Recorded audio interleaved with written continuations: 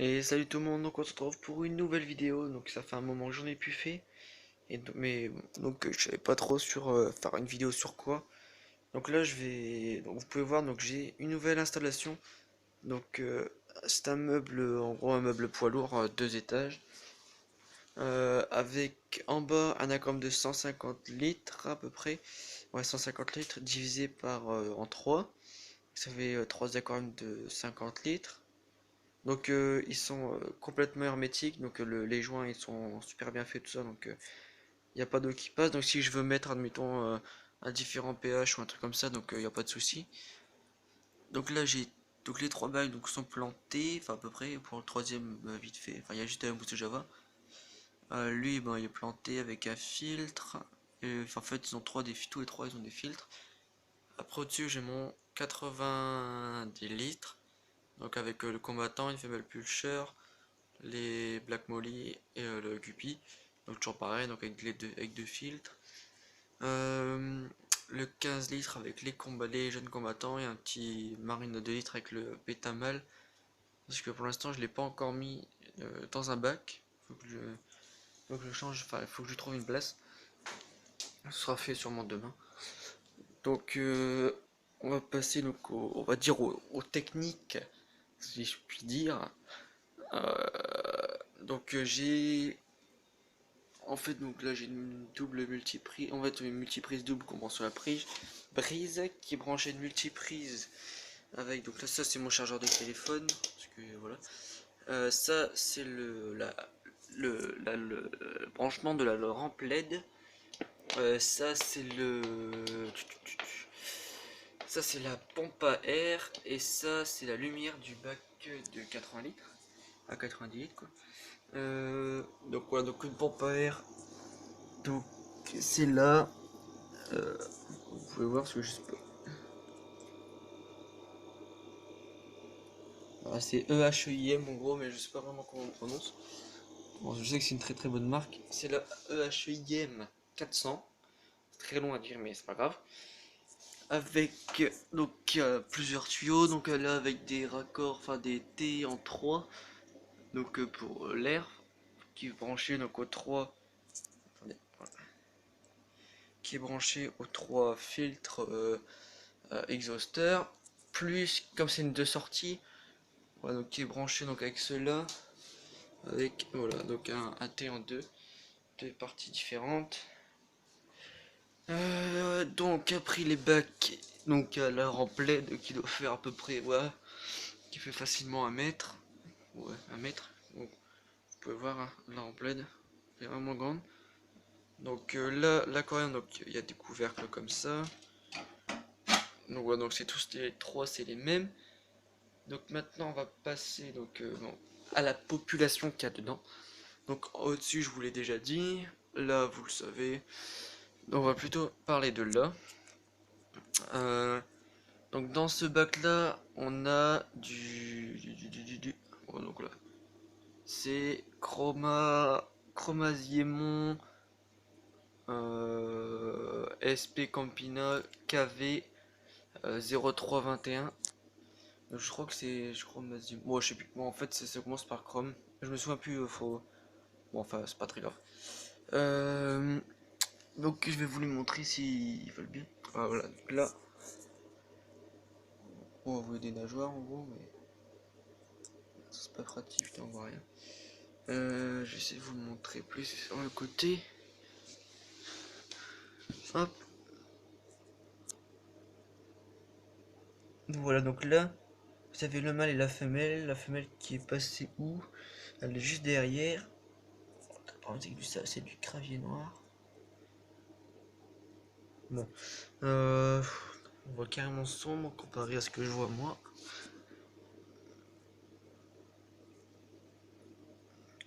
Bon, en gros, si vous savoir, ils sont gris sur le corps avec deux bandes noires et nageoire orange avec une pointe jaune.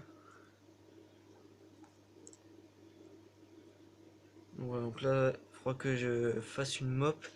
Faut que j'achète donc une. Faut que j'achète le fil exprès, tout ça. Pas exprès, c'est du. Voilà. C'est la. Il faut que j'achète le fil.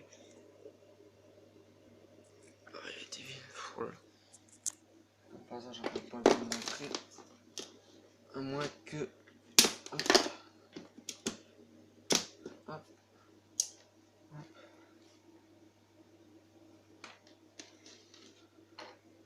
Voilà. En gros, vous pouvez voir là le mâle. Attendez, voilà. Voilà, donc ça c'est le mâle. Et la femelle qui est... Eh bien, qui je sais pas où elle est. Putain, elle est où celle-là? Je suis désolé si je bouge beaucoup, mais c'est parce que je cherche la femelle. Qui je suis sûr, et en plus pas... Bah voilà, elle est pas très loin du tout, elle est là. Donc voilà. Donc là ils sont adultes, ils doivent faire quoi, 5 cm? Même pas. Donc voilà. Donc ensuite on a... Ici c'est des... Attends, voilà. On va faire ça. Alors, Fundulo Panchax, Marmoratus, attends, désolé mais c'est super dur à dire. Mundenba, voilà. GS 8801. Donc c'est un trio. Donc je viens de les avoir aujourd'hui là. Il y a quoi? Il y a même pas une heure. Donc ils sont un peu, on va dire, stressés. Ouais, enfin stressés, on va dire qu'ils sont un peu timides.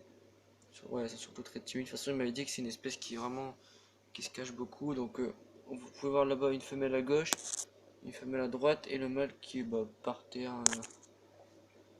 Ouais, voilà, vous voyez là au milieu. Donc de toute façon, je referai une vidéo sur les Kelly. Donc quand j'aurai des jeunes, sauf que j'aurai des œufs. Parce que ceux-là, c'est des Kelly qui se reproduisent. Qui se reproduisent comme ça, c'est-à-dire que on peut laisser les œufs, on n'est pas obligé de les enlever forcément, on peut laisser la mop avec les œufs, ils écloront tout seuls. Et par contre, il y a d'autres espèces où c'est où ils pondent dans de la tourbe blonde, je crois, qu'il y a dans l'eau, et qu'il faut récupérer les œufs. Donc voilà, donc je vous montrerai ça après, j'ai des œufs qu'on verra pas parce qu'ils sont dans la tourbe forcément. Et donc dans ce bac là, il y a du Guppy Handler, donc Wingay. Il y a 6 mâles, 4 femelles et 11 alevins. Donc l'avantage de ces guppies là, donc voilà, donc on peut voir quelques-uns, c'est qu'ils bouffent pas les jeunes parce qu'ils sont trop gros à la naissance. En tout cas c'est ce que je pense, parce que chaque fois je n'ai jamais vu un bouffer un autre, enfin un adulte bouffer un jeune. Donc voilà, donc pour la température on est à 22 degrés. Attendez, hop. Ah, elle fait une mise au point là, putain. Voilà, donc 22 degrés. Donc c'est largement assez. Surtout qu'il ne faut pas dépasser au-dessus de 25, il me semble, pour ces espèces. Parce qu'après, en fait, le truc, c'est que plus on va augmenter, c'est comme un peu les Dagno Rio, plus on va augmenter la température de l'eau, plus on va réduire leur espérance de vie. Donc normalement, faut pas descendre en dessous de 18 et pas monter au-dessus de 28, 25 ou 28, je sais plus trop. De toute façon, ça dépend d'où ils viennent, leur origine, tout ça. Voilà, tout dépend de leur origine. Donc bah voilà quoi. Donc au niveau des plantes, il y a c'est donc de la cryptocorine là, de la Valisneria. Là c'est pareil, la cryptocorine de la Valisneria. Donc là il est moins planté.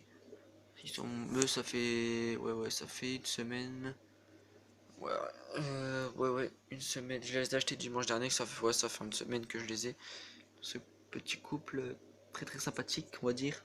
Je les ai vus frayer tout à l'heure. Bon, ça va faire chier, on les voit pas. Enfin, bref, après, donc, il m'a donné. En fait, c'est un monsieur qui habite dans mon village. Donc, j'ai vu ça qui vendait des kilis, donc forcément j'en ai pris. On appelle ça du fouillis. Du fouillis. Donc, en gros, c'est juste des tout petits verres de vase. Donc, qu'on donne à manger au kili parce que ça mange pas beaucoup de nourriture sèche, on va dire. Donc, ça j'ai ça. Après, je vais avoir du micro-verre, tout ça. Donc là, j'ai fait ça. Et donc là, ici j'ai du Notobranchus Guerteri Zanzibar. Donc là, ça c'est le sachet de tourbe blonde, enfin de tourbe quoi, avec donc humide, avec des œufs. Bon, j'en ai pas encore vu, puisque de toute façon, à mon avis, c'est tellement petit qu'on les voit pas. Et donc normalement, donc pour le 3 décembre, je vais les mettre. Faut compter 3 mois à peu près. Là, ils ont été mis le 3 août, donc à peu près le 3 novembre. Il faut que je les mette dans de l'eau. Donc là, il m'a donné deux sachets. Donc en gros, j'ai payé 6 euros pour les deux sachets, juste pour le couple. Après, tout le reste, il m'a l'a donné, il me l'a offert.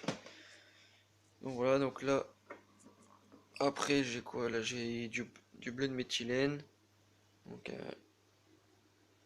ouais, donc j'ai une belle fiole qui est même pas, qui est pratiquement remplie à fond. Donc bah voilà, donc après en matos faut que je mette.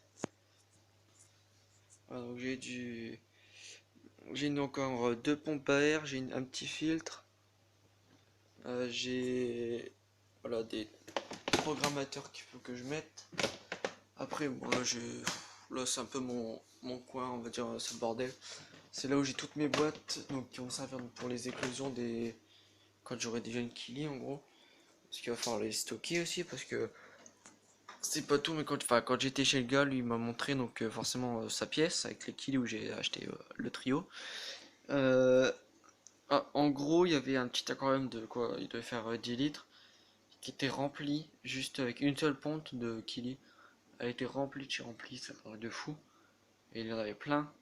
Il devait y avoir en tout, il avait des coupes, il devait y avoir 20 coupes, donc 20 petits aquariums de 15 litres avec des Kili dedans. Donc ouais, donc là ils sont dans 45-50 litres à peu près. Donc je pense que ça va le faire. Faut juste que je fasse une mop. Donc voilà. Et puis il m'a prêté. Voilà, donc il m'a prêté un livre aussi. Les Kili. Et c'est un livre de la KSF. Ouais, KCF. C'est le Kili Club de France. Donc voilà. Et après je vous donne deux forums. Enfin des sites qui sont vraiment bien pour les Kili si vous avez besoin de vous renseigner ou quoi. Donc le forum de KCF, donc Kili, les Kili de France en gros. Ouais, Kili Club de France, voilà. Et kilipratique.net. Donc vraiment c'est un super bon site. Et donc j'ai discuté avec le gars, il a dit que on peut commander des Kili sur ce site ah, vraiment sans crainte parce qu'il fait vraiment un bel envoi, vraiment protégé tout ça.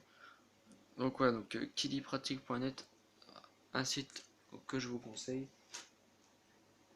Donc voilà pour les Kili. Donc les Kili en tout j'ai trois couples, j'ai deux couples et un trio. Donc j'ai un couple là, j'ai un couple là, un trio là et un couple dans le 180 litres. Donc c'est aussi un petit Kili, donc j'ai un couple. Donc voilà pour ce bac, pas voilà pour cette vidéo en gros.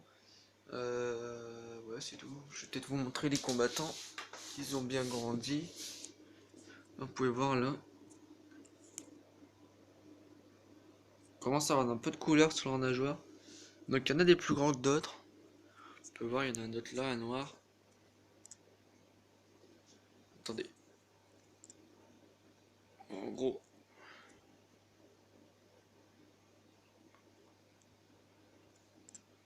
Ouais, donc voilà. Ouais, donc il m'en reste 7. Donc dedans, il y a des petites Daphne que j'ai mis dedans. Que j'ai récupéré dans l'autre pluie à chaque fois. Bon, en gros, ouais, le petit point là, le petit point noir qui. Attendez, je vais essayer de vous le montrer. Voilà, alors, attendez. Voilà, juste au bout de mon doigt. Voilà, donc le petit point noir qui saute, ça c'est un Daphne. Donc les combattants ils mangent tranquillement. C'est la nourriture vivante, je leur ai mis un peu de fouillis. Je sais pas s'ils ont mangé, mais en tout cas j'en vois plus. Ah si, j'en vois un là. Voilà, vous voyez un fouillis là. Enfin, un petit verre de vase quoi. Apparemment ils ont mangé. Donc voilà, donc après il reste le combattant là, mon vieux combattant mâle. Que lui, ça fait 2 ans que je l'ai. Je crois que c'est le plus longtemps que j'ai réussi à maintenir un combattant, c'est un truc de fou. Euh, D'habitude, bon, il crève toujours avant. Lui, franchement, ouais, il tient bien. Et pourtant, il en a vu toutes les couleurs. Enfin bref, donc voilà. Donc juste pour vous dire, mes pêcheurs, mon couple, a fait un nid donc sur le noix de coco, donc ils ont mis du sable tout devant. Je vais pas vous montrer parce que bon, ça sert à rien, y a pas, j'ai pas vu d'œuf, j'ai rien vu. J'ai pensé, j'ai cru voir un jeune, mais de toute façon je vois rien. Donc voilà, donc juste pour vous dire qu'ils ont fait un nid, donc peut-être une reproduction. Donc c'est tout pour cette vidéo. Si vous avez aimé, n'hésitez pas à vous abonner, à liker, mettez des commentaires. Donc voilà. Allez, ciao.